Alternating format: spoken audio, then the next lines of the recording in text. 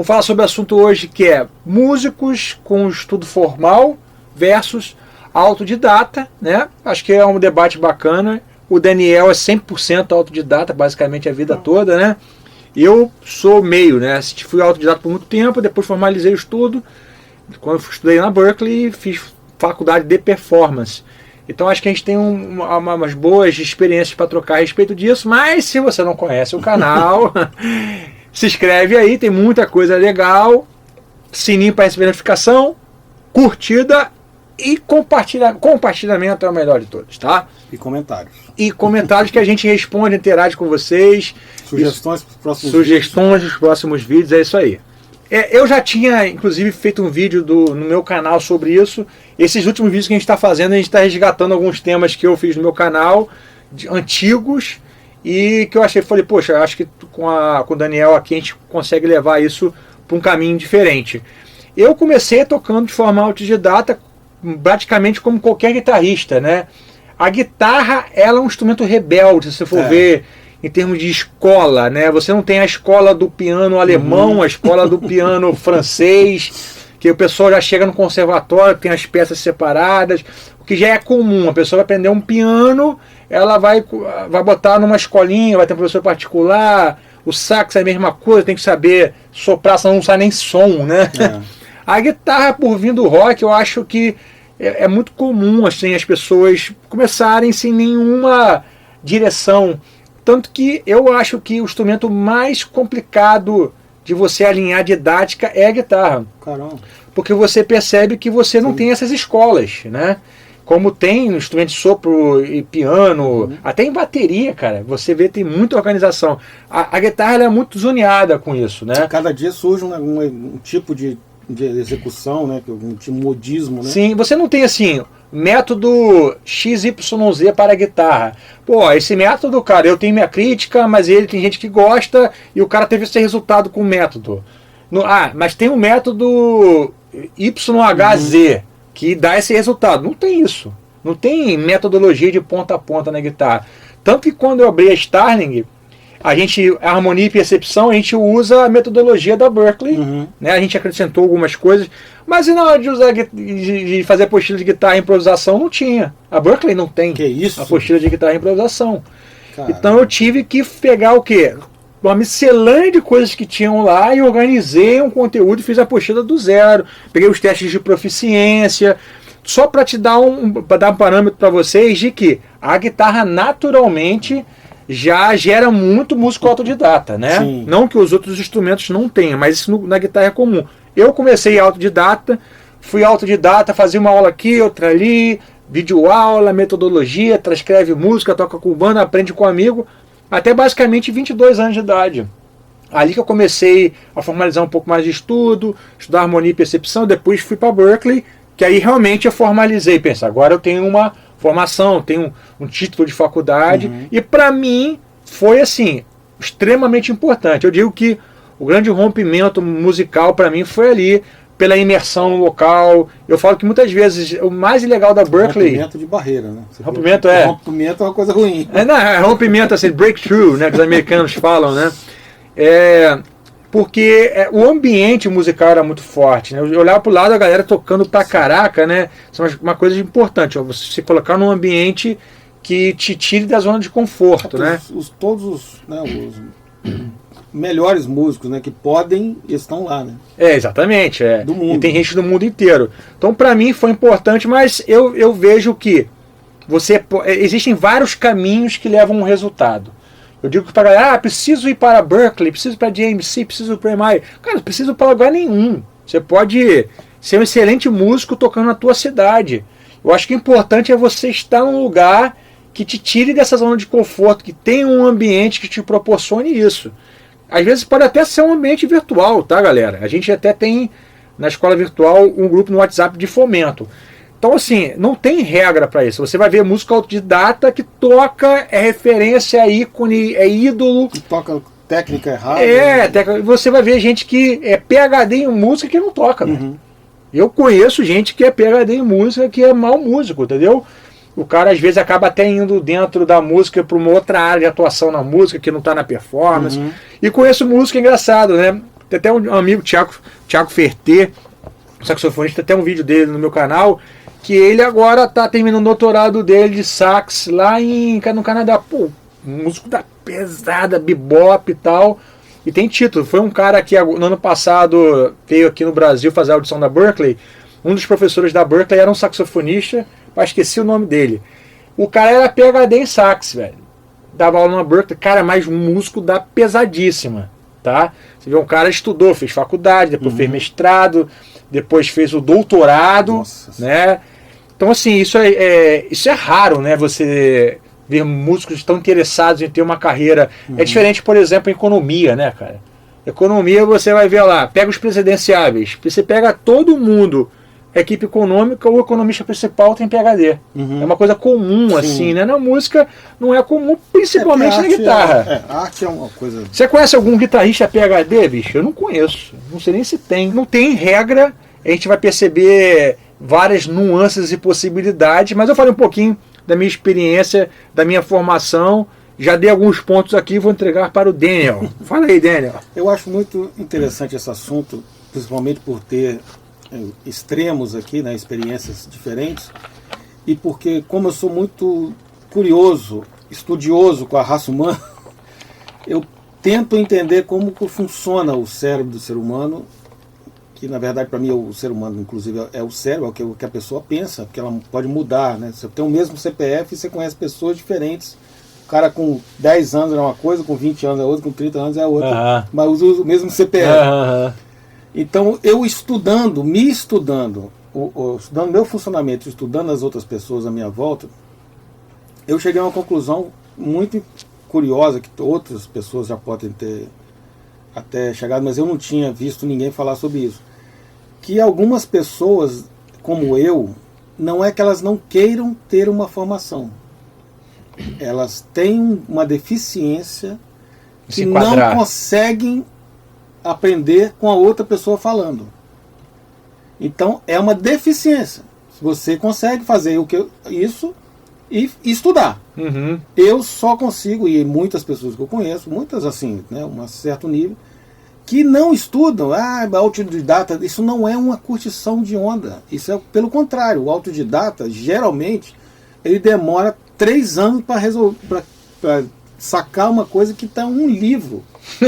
Isso aconteceu comigo, eu aprendi. Se eu começar a contar as histórias, vocês vão rir de mim. Porque eu fui com a curiosidade, também na época não tinha ninguém que sabia solar na minha cidade, por exemplo. Sim. Então, eu aprendi a solar gravando um acorde direto, Lá menor, que eu adoro. E falei, peraí, bicho, eu tenho que ter um acorde, eu tenho que ver as notas que combinam com aquele acorde. Quer dizer, a idade da pedra da situação. Mas isso me deu um conhecimento completamente diferente, um approach completamente diferente se eu tivesse ido na escola. Eu tenho certeza disso. Tem essa vantagem. Foi 100% empírico, né? Você foi testando e foi eliminando. Essa nota aqui não está funcionando. E depois eu vi, falei, peraí, mas que funciona com Lá, funciona com Dó maior, Lá menor, funciona com Dó maior. E não sei o quê. Só que eu demorei muito tempo. Aí, um certo dia, surgiu um livro grande que lançaram na época, eu esqueci o nome do livro, tipo uma enciclopédia que estava nas bancas, assim, um livrão grossão, assim. Aí eu vi, acho que na casa de um amigo, assim, eu olhei, tudo que eu tinha demorado meses estava numa página. Então, isso não é incomum de acontecer para quem tem essa deficiência. Então, assim, eu tenho que fazer. E eu assisti quando bateu esse clique, quando eu assisti um workshop, um cara maravilhoso, um cara com quase 90 anos, que ele é maestro de Hollywood, o cara trabalhou em trocentos mil filmes, o cara com toda a boa vontade de passar informação. Eu assisti o workshop dele vários dias, uns 3 ou 4 dias. E eu saí de lá e falei, bicho, o que eu aprendi aqui? Eu não lembrava. A não ser as piadinhas, não sei o quê. Eu falei, cara, eu sou o problema. Não é o cara. Sim. Tem um monte de gente ali, todo mundo saiu feliz, rindo até aqui. E só eu, aí que foi que eu dei esse clique. Cara, não é... olha quanto tempo que eu demorei, 40 e tantos anos para perceber que existe esse tipo de pessoa, e hoje eu falo isso, aproveito aqui também para passar, que as pessoas às vezes se sentem frustradas, entra num curso E eu até falei com o Matheus. Matheus, talvez tenha um sistema que você tenha que desenvolver para ensinar esse tipo de pessoa, que não vai ser ensinar, vai ser estimular ela a fazer as coisas. Sim. Cara, você vai ter que fazer isso aqui para amanhã, faz isso aqui, faz um... Aí ela vai aprender fazendo, mas com você estimulando. Sim, sim. Não sei se vai ter público suficiente. Não, mas assim, isso inclusive, cara, é uma coisa assim que eu concordo 100% com você. Eu acho que isso é um erro, às vezes, muito do professor. Eu, por exemplo, faço questão, cara, olha só, a aula foi essa. Então você vai estudar, ponto 1, escala pentatônica. Todos os 5 modelos, em 12 tons, na mesma região, você vai desenvolver motivos dessa região. Então você tem uma demanda para a semana. Porque muitas vezes eu estava na posição de aluno, sentava, via uma grande aula, o cara tocando pra caramba, eu terminava assim, mas o que eu vou estudar? Sim. Você foi impactado pela aula, mas você não consegue. Demanda para levar você não consegue transformar isso no dever de casa. Isso aí cabe ao professor entregar para o aluno. Não é só assim, o professor estimula, ele abre a porta, mas ele indica o caminho. Mas eu concordo 100%, e também assim, o que eu falei no início, a guitarra sempre foi muito problemática em relação a isso. Porque normalmente o cara que ensina a guitarra, normalmente ele também teve recebeu um conteúdo, um cronograma confuso. Então é uma coisa que vai passando de um para o outro. Ele não tive organização, aprendi assim. Porque muitas vezes, cara, o que o cara aprende, não didaticamente, empiricamente, é bom para ele. Mas não é bom para passar isso para frente. Por isso que às vezes a didática é importante. Didática é importante. Didática nunca é ruim. Na verdade, o que é ruim é falta de didática. O que acontece é que o professor ele não tem uma didática mas ele está mascarado pela autoridade do professor. Sim. E você fala assim, pô, cara, com certeza o problema sou eu. E você se sentiu. Na verdade, não é. O problema foi que não teve um direcionamento didático. Mas falei, eu te cortei. Mas o workshop também geralmente não é isso. Não tem esse propósito. O cara vai lá e só consegue falar e responder as perguntas.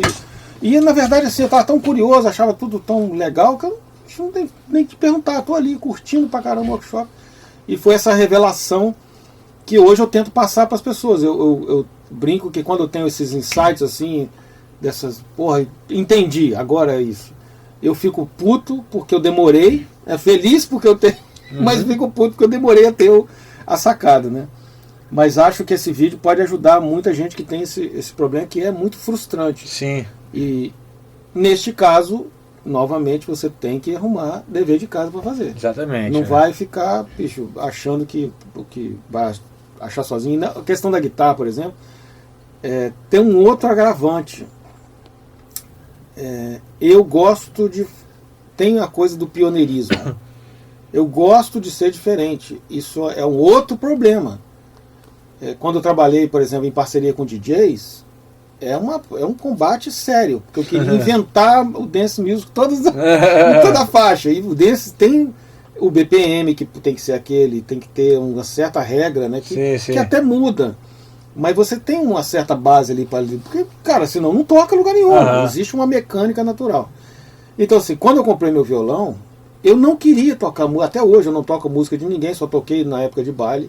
Eu afinava o violão do meu jeito, fazia os meus acordes e compunha as minhas músicas. Então eu sou o extremo do que não aprender nada. Eu não quero a revistinha para tocar música. Não. O cara já fez a música dele, quem quer tocar a música dele, ele e os outros, toque. Eu comprei o violão para fazer as minhas músicas. E isso, obviamente, me deu uma personalidade que tem um certo valor, mas você fica off-mercado, você fica completamente... Mas para compor é bom, você é compositor hoje em dia, isso foi uma boa oficina para você, né? Um outro approach, e aconteceu uma coisa muito curiosa, que foi muito impactante para mim. Chegou um cara para tocar na minha cidade, que ele tocava muito blues, assim, principalmente ele tinha uma formação pelo blues.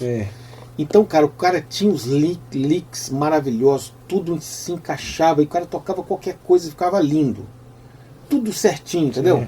Porque ele tinha a formação, todos os blocos, todos na cabeça dele. E eu cheguei e falei, caramba, bicho. O cara, um poder de como é que chama? De acerto. O cara é 100%. E fiquei todo... Eu via que tinha algumas coisas ali, algumas fórmulas que ele repetia. E isso não me agradava, mas eu fiquei curioso para saber. Falei, cara, eu posso saber isso. Sim. É uma ilusão, que eu não ia aprender nada, mas por essa minha limitação. Mas eu ia saber isso, entender como é que o cara consegue isso. E o cara, antes de eu conhecê-lo, tinham apresentado para ele umas fitas que eu gravava de improviso. Que eu ficava, um baterista, amigo meu, maluco no bom sentido. Eu e ele na bateria, eu tinha baixo, teclado, a gente ligava o gravador, o deck na época, e ficava tocando, direto, improvisando, horas e horas. Só parava agora, a gente acabou a fita, a gente para. E esse cara tinha escutado isso. Aí quando eu cheguei pra ele e falei isso, cara, a cara dele foi muito sincera, e eu achei uma coisa muito interessante. Eu falei, que isso, cara? Não vou fazer isso não. Mas eu falei, cara, por quê? É segredo? Não, justamente o contrário. O que eu vou te ensinar não tem segredo algum. O que você faz é que tem segredo. Eu estou repetindo fórmulas. Por quê? Eu não consigo fazer o que você faz. Que é não ter fórmula. Você está em busca da fórmula. Você vai errando, vai caindo pelo caminho, mas você tem uma personalidade. Eu não consigo ter. Então eu tive que me apoiar em todas as regrinhas e montar o quebra-cabeça para sobreviver de música. Mesmo assim, com a didática, com o estudo, o cara conseguiu ser admirado por mim, entendeu? Isso é muito curioso, essa coisa. Quer dizer, o cara deu um jeitinho dele lá, mas peraí, bicho, eu não tenho muita criatividade, mas eu sei montar 1 mais 1 são 2 e vamos nessa. Eu acho isso muito. Isso aconteceu comigo quando eu tinha uns, sei lá, 25 anos por aí. E também é uma época que você tinha tempo para experimentar, né? Eu acho que às vezes eu vejo muita gente que fica ansiosa e aflita porque é o seguinte: esse caminho que você fez é um caminho de aqui, experimenta, erra, ajusta. Você tem que ter um tempo para isso, né? Às vezes a pessoa ela não tem um tempo, toda vez que ela pega o instrumento para conseguir estudar, ela não tem um cronograma, não tem um conteúdo, ela não tem um tempo para desenvolver, porque isso exige um tempo. Então eu acredito que a pessoa ela tem um estilo de vida, tem que ver o que se encaixa no estilo. Eu acredito sempre que um cronograma, didática, um conteúdo adequado, ele na maior parte das pessoas vai ser bom. Mas mesmo isso não vai tirar a exigência de que a pessoa gaste um tempo praticando, buscando. Ninguém vai conseguir pular uma etapa do empírico, ou seja, eu preciso sentar, eu experimentar isso, né? Então, independentemente de qual meio que você use para chegar no resultado final, vai exigir de você tempo de prática, não tem jeito, né? Uma coisa curiosa que talvez eu não tenha te contado, eu desisti de ser um guitarrista assim como você, ou como Steve Vai, eu te coloquei agora na parada. Vou nem corrigir.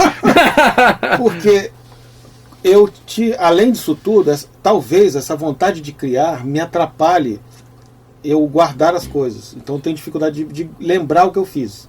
Se eu fizer uma melodia aqui agora e não gravar, nunca mais eu vou lembrar.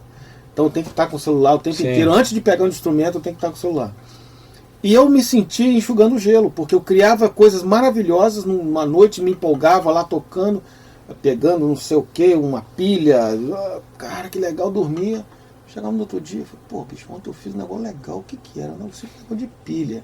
Mas na época não tinha vídeo. E, cara, às vezes de um dia para o outro, de uma semana para o outro, eu esquecia tudo que eu tinha inventado. Então me senti, e isso também foi uma força que me levou para o estúdio, onde você pode gravar tudo. Sim. Porque realmente eu estava sentindo assim, cara, as pessoas vão estudando e vão. Tudo bem, elas não podem ter essas inovações todo dia. Mas o que adianta a inovação se eu não consigo lembrar? Eu gravava fita, eu devo ter essa fita cassete até hoje. Você escuta o som, caramba, cara, que loucura, isso não é guitarra, o que é isso? Aí eu escutava essas fitas, bicho, eu não sei o que eu fiz. Então não adiantava nada, porque aquilo ali não é disco, não pode ser lançado, a gravação tá horrível. Sim. Então isso é uma coisa muito curiosa que talvez, eu não sei, eu acho que eu não sou o único ser humano assim no mundo. Eu tô falando porque quando você é uma minoria, você encontra alguém parecido com você, dá um alívio violento, né? Você não se acha uma aberração vindo de outro planeta. Eu só queria deixar isso aí. Na verdade, é igual azul e verde. Quem é melhor? Azul? Não, cada um, né?